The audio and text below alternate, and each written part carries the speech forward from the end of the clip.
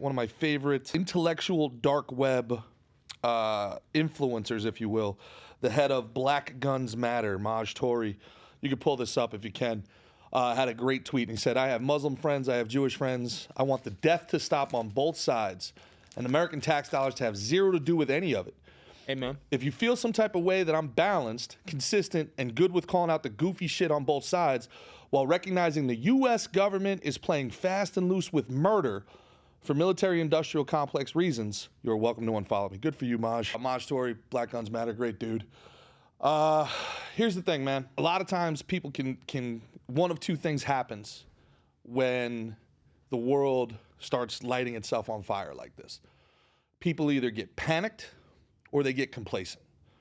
They either paralyze themselves with fear or they just don't care, turn off to the world. Both of those things you can't do. All right, you got the micro and the macro, and you have to attack both, right? In the micro, you got to live your day-to-day life. Live your day-to-day life. This is a great opportunity for you to become the best version of yourself, okay? Take that trip that you've been putting off. Hit on that girl that you've been afraid to. Tomorrow is not guaranteed. All right, the last 2 years, you think amen to that. Tomorrow's never promised. You think that this shit is 6,000 miles away and it ain't going to happen? Well, for 2 years, we've been letting military-aged men just walk through our borders. Walk through. There could be cells anywhere. And listen, that people are in my inbox talking about, I can't believe you're not calling this what it is, a psyop, a false flag. Maybe it is, guys. Maybe it is. Sure, I think it's fishy that the Ukraine has been at war for 2 years and we don't have any footage of violence. We don't have any battles on camera. But Hamas puts all these war crimes on camera. They're raping people and stealing women and children on camera day one so everybody knows who the bad guy is. Sure, that's fishy to me. But I don't think that those are crisis actors. Do I think that 9/11 is fishy? I do. I also think 3,000 people fucking died. Right. So you can't change anything on the geopolitical scale. But my people, I've been trying for 3 years to show you the red flags. I've been trying for 3 years to tell you they're doing this. They're lying to you. They're manipulating you. They're moving another piece on the board. They're moving another piece on the board. I need you in the macro to understand that it is not paranoid to be prepared. This is an opportunity for self-evaluation. Just because I'm paranoid don't mean there's people not after me. Just because I'm paranoid doesn't mean there ain't people. You know what I'm saying? Who said that? That's perfect. Customato. Customato, just because I'm paranoid don't mean they ain't coming. It's the truth. Listen, you have the Second Amendment now. You might not have it in the future. Get yourself strapped. When you get strapped, go to the range. Learn how to use this. Tactical training. If I'm sitting here telling you to hit the gym and do cardio, you know shit's real. Lord. Yo, you gotta be mobile and hostile. You cannot be a low-hanging fruit. Low-hanging fruit gets plucked. I'm telling you, people. What happens if the power goes out? What happens if there's no Wi-Fi? What do you do to protect you and yours in this worst-case scenario? Have you thought about it? Have you considered it? How long could you and yours survive if the power went out tomorrow? If they closed the roads and locked you down tomorrow, how long can you and yours survive? Hey, stay ready so you don't got to get ready. Stay ready, so you don't got to get ready. That's what we say about fighting. Stay in the gym, stay ready. An opportunity could come up where you got to fight, short notice. Yep. You're going to be like, oh, I'm too heavy. I can't do it. Yep. Oh, I haven't been training. Can't do it. Can't do it. Get fucking ready. Yeah, you know what that's called? They're going to catch you slipping. Yeah. Don't get caught slipping, man.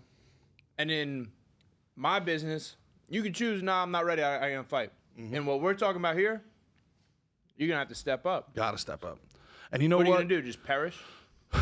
Maybe. Well, you know what they'll probably do? You'll be in a position where you have to do whatever they tell you to do because you have no other options. You've presented yourself with no other options. You have to do what you're told. They tell you to get on this fucking train, you get on the train. Because what do you got? What do you got here? No. Nah, I can't. No. Nope. Thomas Massie, all right? The sitting representative, maybe the last man in Congress actually doing his job, I believe from Kentucky, with an unbelievable tweet. This is a sitting congressman, all right? The virus was created by the government. The vaccine was funded by the government. Manufacturers are indemnified by government. Mandates were forced by government. Lies were spread by government. Truth was censored by government. I will vote for less government. So Amen remember to that. When the government comes and says, I'm here to help. Yeah. When the government says, get on this train, you're going to go to a safety camp, a Rainbow Unicorn Black Lives Matter camp. Good fucking luck. One more time. This is a sitting member of Congress. This is a person inside the government. Remember the movie Scream? Yeah. The call's coming from inside the house. Yeah. The virus was open your ears created here. by government. The vaccine was funded by government. Manufacturers are indemnified by government. Mandates were forced by government. Lies were spread by government. Truth was censored by government. I will vote for less government. The government is going to come and save you from a war the government is funding, agitating.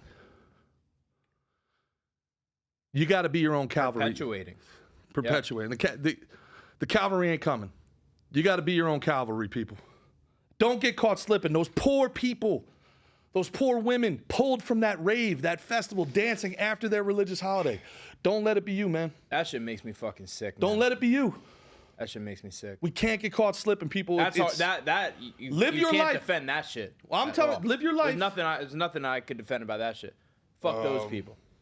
Oh yeah, but if somebody at that rave should have been gadded up. Yeah, should have been armed. Somebody at that rave should have been prepared. People. You know, hey, it's better to be a warrior in a garden, man.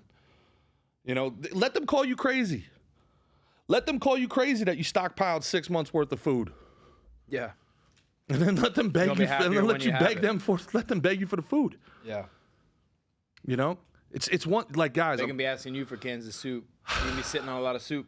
Listen, one thing athletes do probably better than anybody else, other than maybe doctors and stockbrokers, is they understand trends.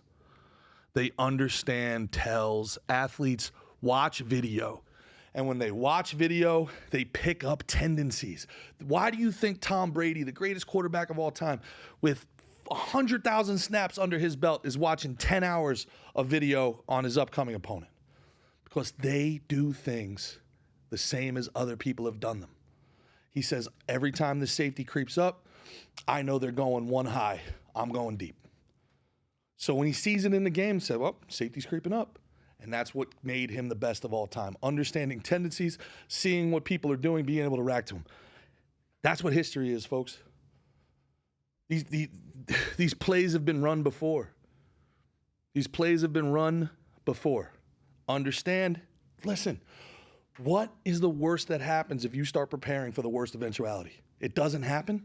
Great! Yeah. Great!